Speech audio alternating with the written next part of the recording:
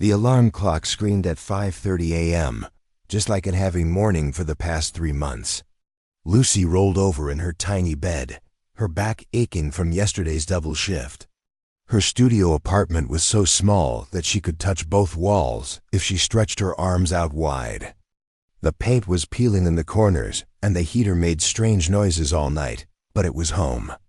More importantly, it was all she could afford. She stumbled to the kitchenette and made instant coffee with water that took forever to heat up. While waiting, she looked at the stack of bills on her counter. Rent was due in 5 days. The electric company had already sent 2 warnings. Her phone bill was overdue. She did the math in her head for the 100th time this week. Even working 14 hours a day at Chateau Blanc restaurant, she was barely keeping her head above water.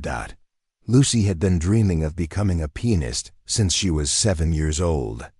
Back then, her grandmother had an old upright piano in the living room. Every Sunday after church, Grandma Rose would sit with her and teach her simple songs. "Music is magic, sweetheart," she used to say. "It can take you anywhere in the world without ever leaving your chair." Those Sunday afternoons felt like a lifetime ago now. When Grandma Rose passed away, the piano had to be sold to pay for the funeral. Lucy was 15 then, and that was the last time she played on real piano keys. She tried to keep her dream alive through high school, but her family couldn't afford lessons. College was out of the question. Music school seemed like something that happened to other people, not to girls from her neighborhood. Now, at 23, Lucy owned exactly one musical instrument, a second-hand electronic keyboard she'd bought from a pawn shop for $60. Half the keys stuck, and it only had basic sounds, but it was hers. Every night after work, no matter how tired she was, she would sit on her bed and practice. Her fingers moved across the keys, playing pieces she'd learned from YouTube videos. And library books. The local library had become her second home. She would spend her days off there, reading everything she could about music theory, composition, and the great pianists. She memorized pieces by looking at sheet music, then went home and played them on her little keyboard. The librarian, Mrs. Chun, had started saving music books for her. "You remind me of my daughter," she would say. She never gave up on her dreams either, but dreams didn't pay the bills. That's how Lucy ended up at Chateau Blanc, one of the fanciest restaurants in the city. The uniform was crisp and white. The customers wore suits that cost more than she made in a month. And the dining room was filled with crystal chandeliers and fresh flowers every day. It was beautiful, but it wasn't her world. The job was harder than she'd expected. Her feet hurt constantly from standing for 12 hours straight. Her arms ached from carrying heavy trays. Some customers were kind, but others treated her like she was invisible. They would snap their fingers to get her attention or complain if their water glass was empty for more than 30 seconds. Lucy smiled and said, "Yes, sir, and right away, ma'am," because she needed this job. The worst part wasn't the rude customers or the long hours. The worst part was the piano. Right in the center of the main dining room sat the most beautiful grand piano Lucy had ever seen. It was black and shiny, like a mirror that reflected the chandelier light. The bench was covered in rich velvet, and the keys were perfect white and black ivory. Every night she would walk past it dozens of times, carrying plates and refilling wine glasses, and her fingers would itch to touch those keys. The piano was just for decoration, the manager had told her on her first day. "Don't even think about touching it," he'd said. "That thing costs more than you'll make in 10 years. Sometimes wealthy guests would make jokes about it. "Does anyone even play this thing?" They would laugh, sipping their expensive wine. Lucy wanted to tell them that yes, someone could play it. Someone was dreaming about playing it every single night. During her breaks, she would sit in the staff room and watch piano videos on her phone. She studied the hand positions of concert pianists, the way they moved their fingers, how they sat at the bench. She imagined herself in a long black dress, sitting at that beautiful piano, playing for people who came just to hear her music. Her coworker Tony thought she was crazy. "Why do you watch that stuff?" he would ask during their smoke breaks. "It's just going to make you feel bad about your life." But Lucy couldn't stop. Music was the only thing that made her feel truly alive. When she played her little keyboard at home, even with its broken keys and cheap sounds, she felt like she was exactly where she belonged. The money situation was getting worse every week. Lucy had started skipping meals to save money. She would eat the staff meal at work and make it last all day. She'd stopped buying coffee and brought tea bags from home instead. She walked to work even when it rained because bus fare added up. Every penny counted. Her mother called every Sunday, always asking the same questions. "Are you eating enough? Are you taking care of yourself? Maybe you should come home and get a normal job." Home was a small town 3 hours away, where the biggest excitement was the new Walmart that opened last year. Lucy loved her family, but she knew that going home meant giving up on her dream forever. In her hometown, there were no pianos, no music, no chance to become anything more than what she already was. Some nights, after the restaurant closed and all the customers went home, Lucy would stay behind to clean. The dining room would be quiet and dark except for the security lights. The piano would sit there in the shadows, waiting. She would walk over to it and run her fingers along the edge, never quite brave enough to lift the lid and touch the keys. She was afraid that if she played it once, she might never be able to stop. Her dreams were getting bigger even as her bank account got smaller. She imagined playing in concert halls, recording albums, teaching music to children who reminded her of herself at 7 years old. She pictured herself calling her mother and saying, "I made it, Mom. I'm a real pianist now." But every morning, the alarm would ring at 5:30 a.m., and she would put on her white uniform and go serve rich people who had everything she wanted, but seemed to appreciate none of it. Lucy knew she couldn't keep this up forever. Something had to change. She just didn't know what or when or how. All she knew was that every night, when she walked past that beautiful piano, her heart beat a little faster. It was calling to her, waiting for her, like it knew something she didn't know yet. She had no idea that everything was about to change in just a few weeks. Friday night at Chateau Blanc was always crazy, but this Friday was different. Lucy could feel it the moment she walked through the staff entrance. The kitchen was buzzing with twice as many cooks as usual. The flower arrangements were bigger and more expensive looking. Even the tablecloth seemed to sparkle more than normal. "Big night tonight," said Rachel, the head waitress, as she adjusted her bow tie for the 3rd time. "Annual charity gala for the Children's Hospital. We're talking about the richest people in the city. Everyone who's anyone will be here." She lowered her voice and leaned closer to Lucy. "I heard they're expecting to raise over $500,000 tonight. That's more money than most of us will see in our entire lives." Lucy nodded and checked her uniform in the staff room mirror. Her white shirt was pressed perfectly, her black pants had no wrinkles, and her hair was pulled back in a neat bun. She looked professional, but inside her stomach was doing backflips. Big events meant bigger tips, but they also meant more pressure, ruder customers, and longer hours on her feet. The event was supposed to start at 7 o'clock. By 6:30, the dining room had been transformed into something that looked like it belonged in a palace. Round tables covered in cream-colored cloth were arranged perfectly around the room. Each table had a centerpiece of white roses and golden candles. The chandeliers had been dimmed to create a warm, romantic glow. And right in the center of it all, like a beautiful black jewel, sat the grand piano. Lucy paused to look at it as she carried water glasses to the tables. Tonight, the piano looked even more magnificent than usual. Someone had polished it until it gleamed like a mirror.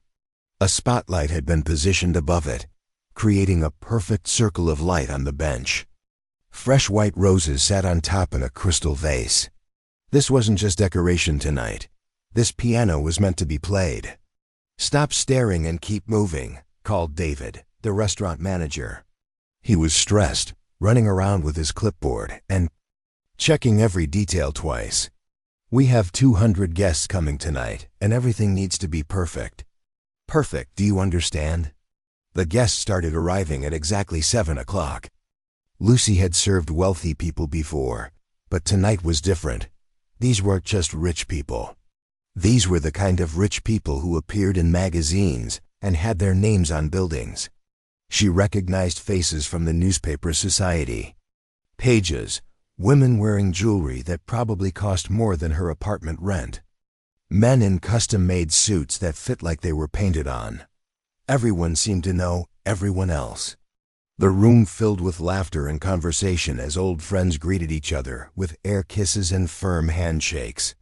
Lucy moved between the tables, like a ghost, filling wine glasses and serving appetizers while trying to stay invisible. That was the trick to being a good server at events like this. Be helpful, but don't interrupt. Smile, but don't stare. Exist when needed. Disappear when not. By 8 o'clock, dinner was in full swing. Lucy's feet were already starting to hurt, but she kept moving. The guests were in a good mood, talking about their businesses, their vacation homes, their children's private schools. Some of them were genuinely nice, saying please and thank you. Others barely looked at her when they demanded more bread or complained that their steak wasn't cooked exactly right. At the head table sat the event organizers. Lucy could tell they were important because everyone kept going over to talk to them. The woman in charge wore a stunning blue dress and enough diamonds to light up a small city. She kept checking her watch and looking toward the piano with a worried expression. "Ladies and gentlemen," the woman finally stood up and tapped her wine glass with a spoon. The room gradually got quiet. "Welcome to our annual Children's Hospital Charity Gala. As you know, we're here tonight to support the children who need our help the most." Everyone clapped politely. Lucy continued clearing plates, but she was listening. The woman talked about the hospital's new wing, about sick children getting better, about how the money raised tonight would save lives. It was actually pretty moving, even though Lucy had heard similar speeches at other charity events. "And now," the woman continued, "we have a special treat for you tonight. We're honored to have internationally acclaimed pianist Vincent Moreau join us for a performance." Lucy looked toward the piano. This was it. Finally, someone was going to play that beautiful instrument. She had never heard of Vincent Moreau, but he must be famous if they were paying him to play at an event like this. But as the applause died down, Lucy noticed something was wrong. The event organizer was no longer smiling. She was whispering urgently to a man in a black suit, and both of them looked worried. The spotlight on the piano stayed empty. Minutes passed, but no pianist appeared. The worried whispers at the head table got louder. Lucy could see the event organizer checking her phone repeatedly, her face getting more stressed by the minute. Some of the guests were starting to notice, too, turning in their chairs to look at the empty piano bench. Lucy was clearing glasses from a table near the kitchen when she overheard the conversation that would change everything. "He's not coming," the man in the black suit was saying to the event organizer. "Vincent Moreau is in the emergency room with food poisoning. His manager just called. There's no way he can perform tonight." The woman in the blue dress looked like she might cry. "What are we going to do? This is the main entertainment for the evening. People paid $1,000 a plate, partly because we promised them a world-class piano performance. The program says there's supposed to be music during the auction. How can we have a silent auction without music?" "I'm calling every musician I know," the man replied, frantically scrolling through his phone. "But it's Friday night. Everyone good is already booked somewhere else." Lucy felt her heart sink. She had been looking forward to hearing someone play that piano all evening. Even more than that, she felt bad for the organizers.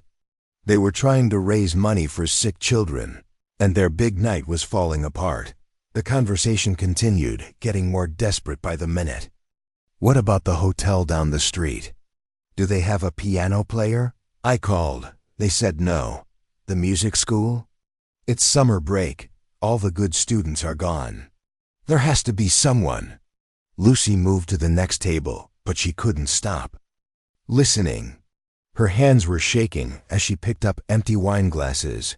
She knew she could play that piano. She had been practicing for 16 years.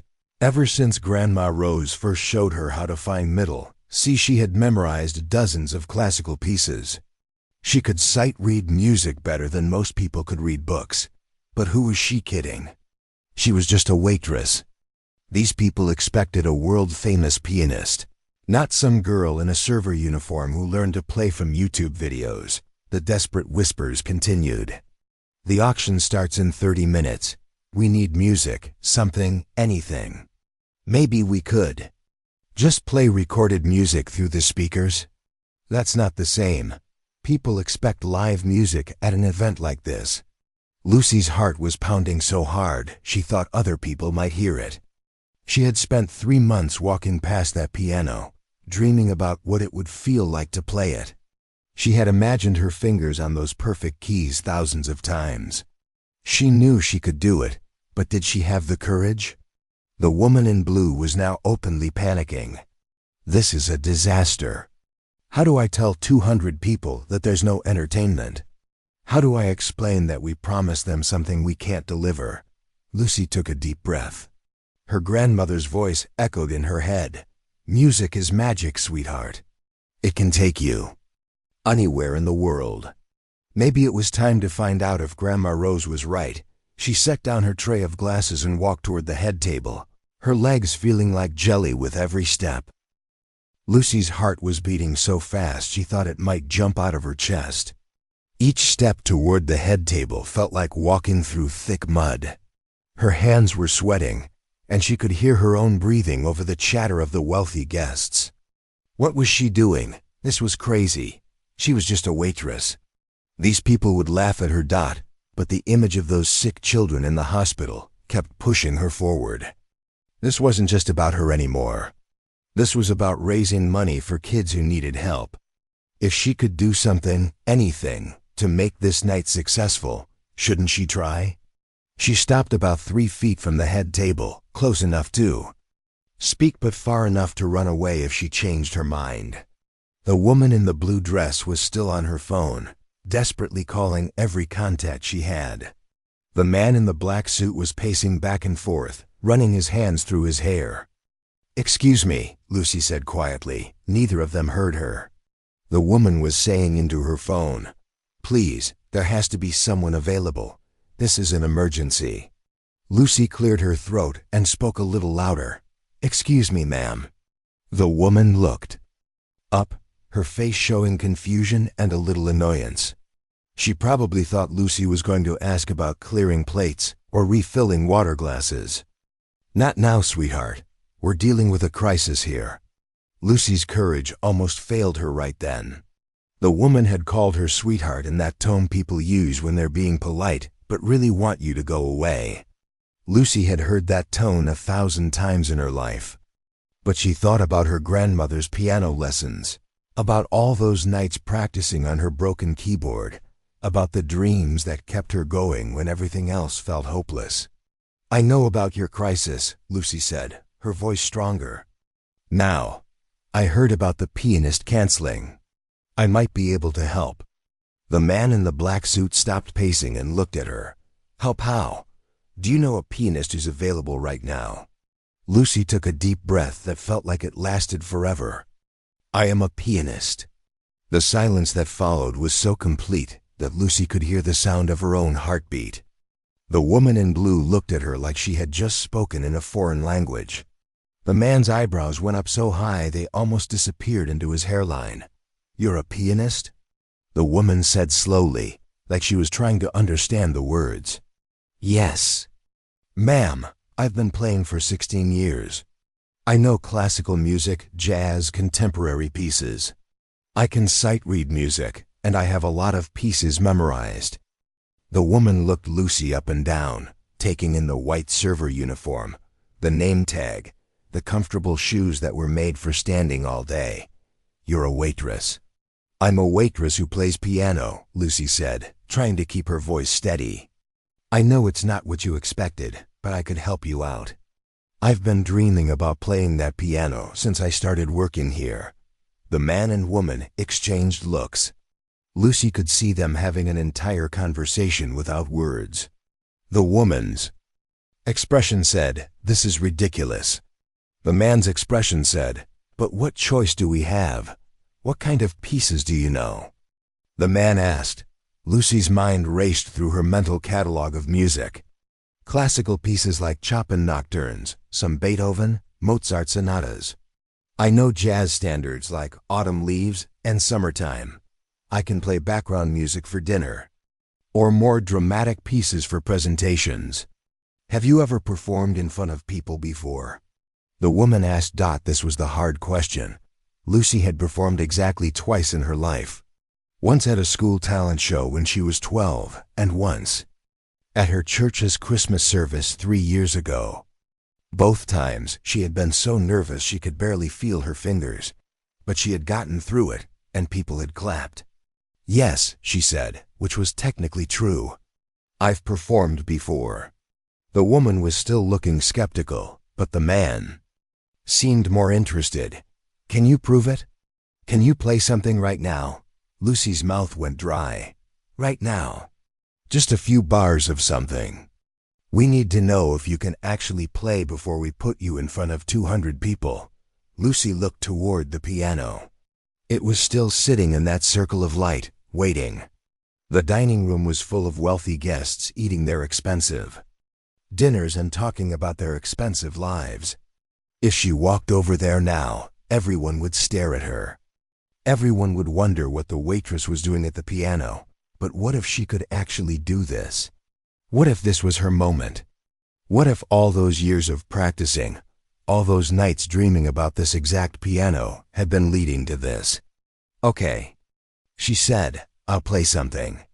The walk from the head table to the piano felt like it took forever. Lucy was aware of every step, every breath, every heartbeat. As she got closer to the piano, some of the guests started to notice. Conversations got quieter. Heads turned in her direction. She could feel dozens of eyes watching her. The piano bench was even more beautiful up close. The velvet was soft and perfect, like it had never been sat on. Lucy lifted the lid that covered the keys, and her breath caught in her throat. The keys were absolutely perfect. Pure white and deep black, laid out like a smile that had been waiting just for her. She sat down and adjusted the bench to the right height. Her hands were shaking, but she placed them on the keys anyway. The room had gotten much quieter now. Even the kitchen noise seemed to fade away. Lucy closed her eyes for just a moment and thought about her grandmother. "Music is magic, sweetheart." She could almost hear Grandma Rose's voice, encouraging her like she had all those Sunday afternoons so long ago that she started with something simple. Chopin's Minute Waltz, but played slowly and gently. The first notes floated across the dining room like drops of golden honey. The sound was incredible. This piano had a voice like nothing Lucy had ever heard. Each note was clear and pure, and full of warmth. As she played, something magical happened. The shaking in her hands stopped. Her breathing became calm and steady. The nervous energy that had been making her feel sick was replaced by something else. Joy. Pure, simple joy. She could hear the piano singing, and she was the one making it sing. Every key responded to her touch like it had been waiting for her. Specifically, the melody filled the room, wrapping around the guests like a warm blanket. Lucy played for about 2 minutes, then let the last note fade into silence. She opened her eyes and looked around the room. Every single person was staring at her. The wealthy guests, the other servers, the kitchen staff who had come out to listen. Everyone was completely quiet. Then the woman in the blue dress started walking toward the piano. She was smiling now, a real smile that reached her eyes. When she got close enough, she leaned down and whispered, "That was beautiful. How would you like to save our charity gala?" Lucy looked up at her, then out at the room full of people who were still watching her. 6 months ago, she had been serving tables in a small diner across town. 3 months ago, she had been practicing on a keyboard with broken keys. Now she was sitting at the most beautiful piano she had ever seen, being asked to perform for some of the most important people in the city. "I would love to," she said, and meant it with every fiber of her being. The woman smiled even wider. "Then let's make some magic happen." The woman in the blue dress walked back to the microphone with a confidence that hadn't been there 10 minutes ago. Lucy stayed at the piano, her hands still resting on the keys that had just sung so beautifully for her. She could feel the energy in the room shifting. People were curious now, interested in a way they hadn't been before. "Ladies and gentlemen," the woman announced, her voice carrying clearly across the dining room, "we have a wonderful surprise for you tonight. Due to unforeseen circumstances, our scheduled performer couldn't be with us. But sometimes the universe has better plans than we do." Lucy felt her stomach flip. This was really happening. She was about to perform for 200 of the wealthiest, most influential people in the city. People who probably went to the opera and symphony regularly. People who knew what good music sounded like. Tonight, we're honored to have Lucy perform. For us, she's going to take us on a musical journey while we continue our mission of supporting the Children's Hospital. There was polite applause, but Lucy could sense the uncertainty in it. These people were being nice, but they were probably wondering who she was and whether she could actually deliver the kind of performance they expected at an event like this. Lucy adjusted her position on the bench. She had decided what to play. During those few seconds of applause, she would start with something everyone would recognize, something that would immediately grab their attention and make them forget. She was wearing a server's uniform. She placed her fingers on the keys and began with Chopin's Nocturne in E-flat major. But she didn't play it the way most people did. Instead of the usual gentle, dreamy approach, she started with the melody soft and mysterious, like a secret being whispered in the darkness. The first notes floated across the room, and Lucy could feel the conversation stopping. This wasn't background music. This was something that demanded attention. She had learned this piece from a YouTube video 2 years ago, practicing it on her broken keyboard until her neighbors complained.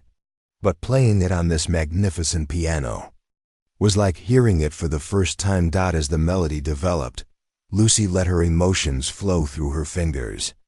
Every frustration from the past 3 months working double shifts, every dream deferred, every moment of doubt about whether she was good enough, it all poured into the music. The piano responded like it understood exactly what she was feeling. She could see faces in the audience changing. The polite, dutiful expressions were being replaced by something else. Surprise, then interest, then genuine appreciation. A woman at the front table had stopped mid-conversation with her mouth slightly open. A man near the back had put down his wine glass and was leaning forward in his chair. Lucy transitioned seamlessly into the more dramatic middle section of the piece. Her fingers danced across the keys with a confidence she had never felt before. This piano was like having a conversation with an old friend. Every touch produced exactly the sound she wanted. Every emotion she poured into the keys came back amplified and more beautiful. She could feel the room holding its breath. The servers had stopped moving between tables. Even the kitchen staff had grown quiet. It was like the entire world had paused to listen to this moment. When the nocturne ended, there was a beat of complete silence. Then applause erupted, but it wasn't the polite, obligated clapping from before. This was real appreciation, the kind of applause that said, "We weren't expecting this, but we're so glad it happened." Lucy smiled and immediately moved into her next piece. She had chosen Pachelbel's Canon, but arranged in a way that started simply and built into something magnificent.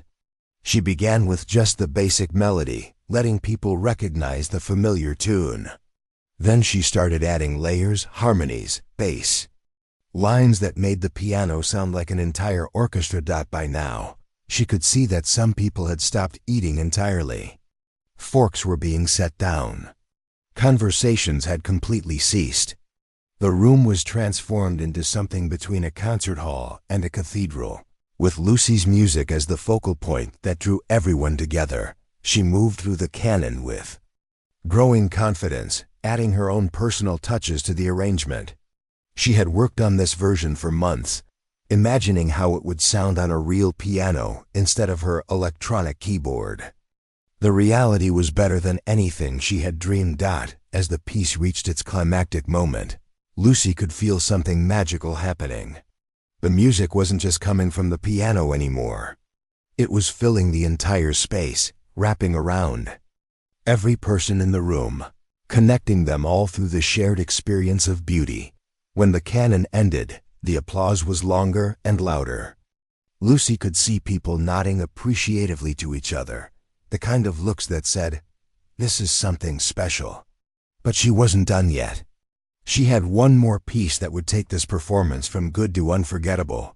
She paused for just a moment, letting the anticipation build. Then she began what she considered her masterpiece, her own arrangement of Clair de Lune that she had been working on for over a year.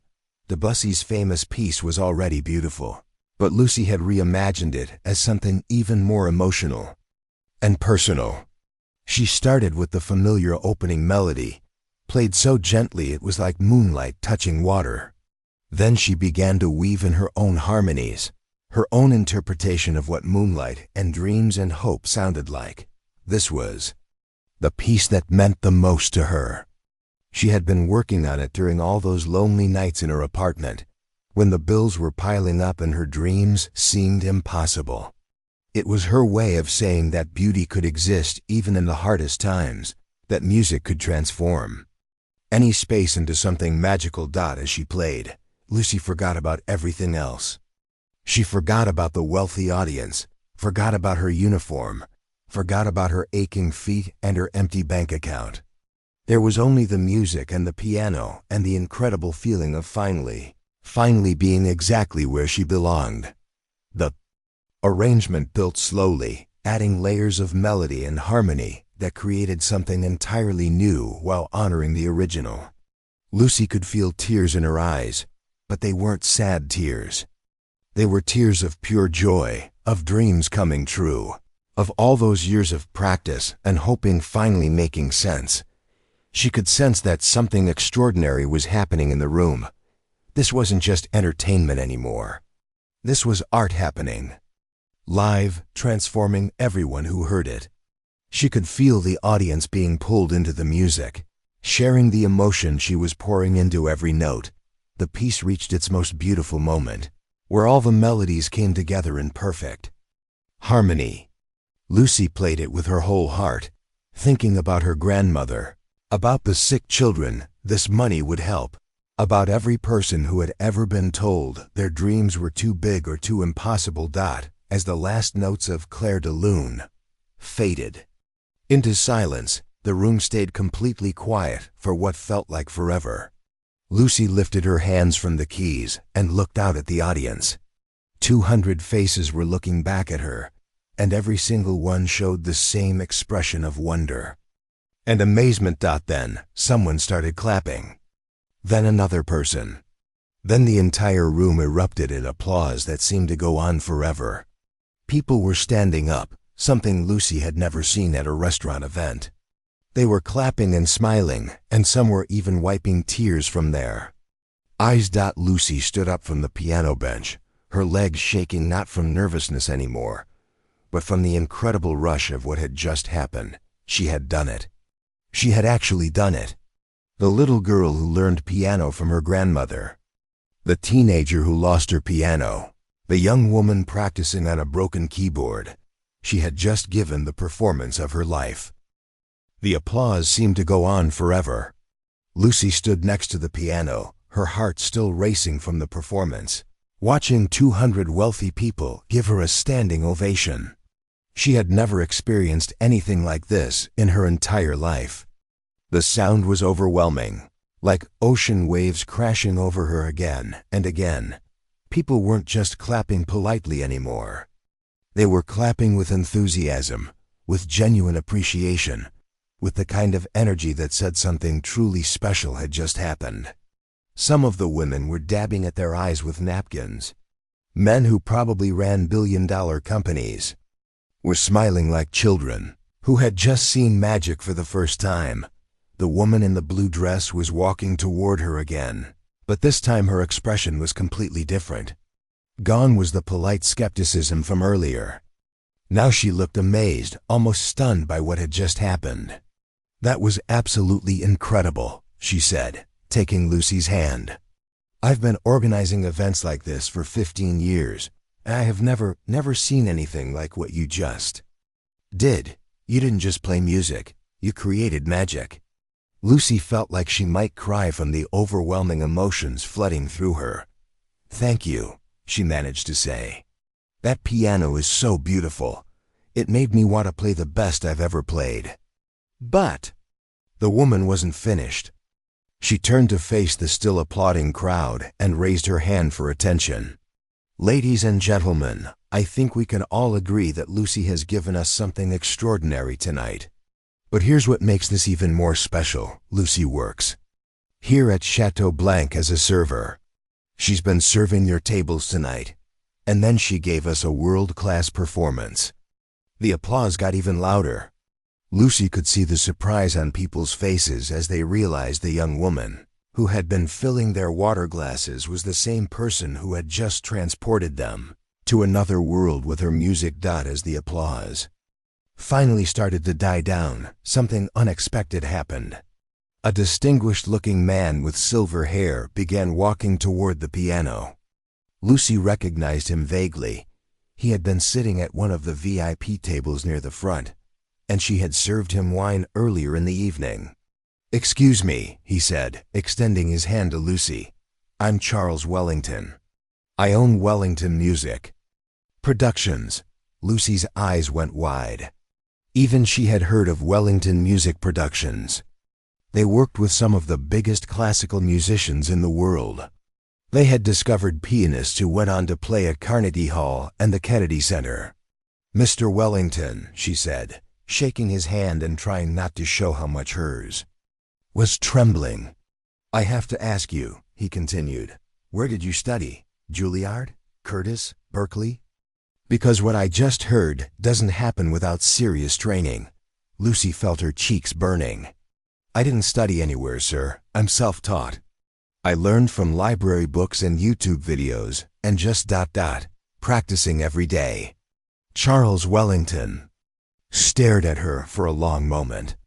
"You're telling me that what I just heard, that level of technical skill, that musical interpretation, that emotional depth, you learned all of that on your own?" "Yes, sir. Well, my grandmother taught me the basics when I was little, but everything else, I had to figure out myself." He shook his head in amazement. "In 30 years in this business, I've never encountered raw talent like this. Do you have any recordings, any videos of your playing?" "No, sir. I just play at home on my keyboard.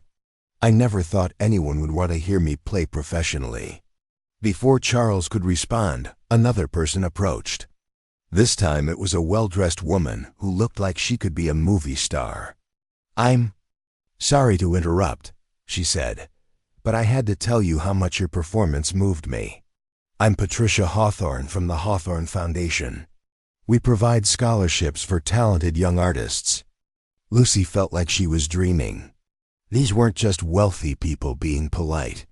These were professionals in the music world, people who could actually help her pursue her dreams. "We'd love to talk to you about our scholarship program," Patricia continued. "With talent like yours, you belong in one of the top music schools in the country. We could help make that happen." More people started approaching. A music teacher from the local university wanted to discuss private lessons. A concert organizer was interested in having her perform at a benefit concert next month. Someone from the symphony orchestra mentioned their young artist development program. Lucy felt overwhelmed in the best possible way. 6 hours ago, she had been worried about paying her rent.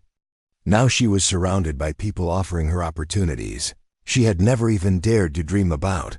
But the most important moment came when the woman in the blue dress returned to the microphone for the evening's auction portion. "Before we begin tonight's auction," she announced, "I want everyone to know that Lucy's performance has inspired something beautiful. In the past 20 minutes, I've received commitments for an additional $300,000 in donations, specifically because people were so moved by the music they heard tonight." The room erupted in applause again. Lucy couldn't believe what she was hearing. Her music had helped raise money for sick children. Her performance had made a real difference in the world. The auction itself was incredible to watch. Items that Lucy thought might sell for a few $1,000s were going for tens of thousands. A week at someone's vacation home sold for $50,000. Dinner with a famous chef went for $30,000. And throughout it all, people kept mentioning Lucy's performance, how it had set the perfect tone for the evening, how it had reminded them of why they were there. When the final numbers were announced, the charity had raised almost $900,000, nearly double their original goal. The woman in blue made sure to mention that Lucy's unexpected performance had played a major role in the evening's success.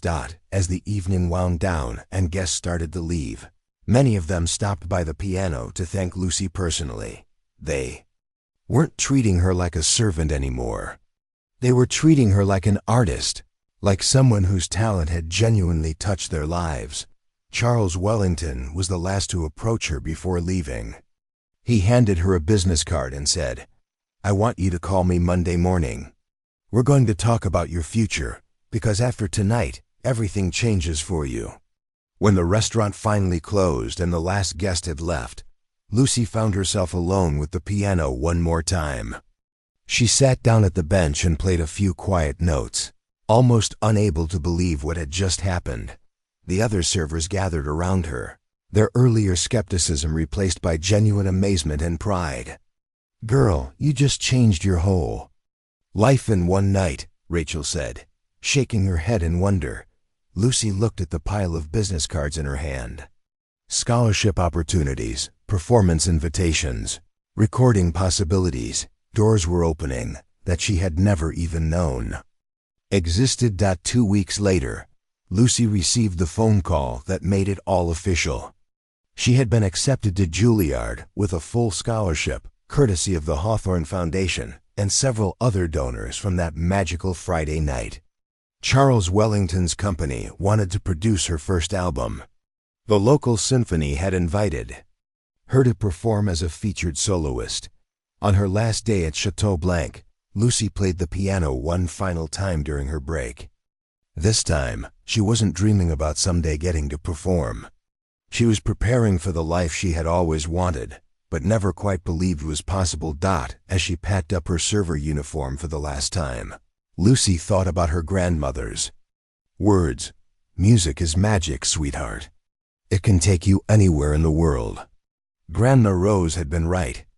Music had taken her from a struggling waitress to a scholarship student at the most prestigious music school in America. But more than that, her music had helped raise money for children who needed medical care.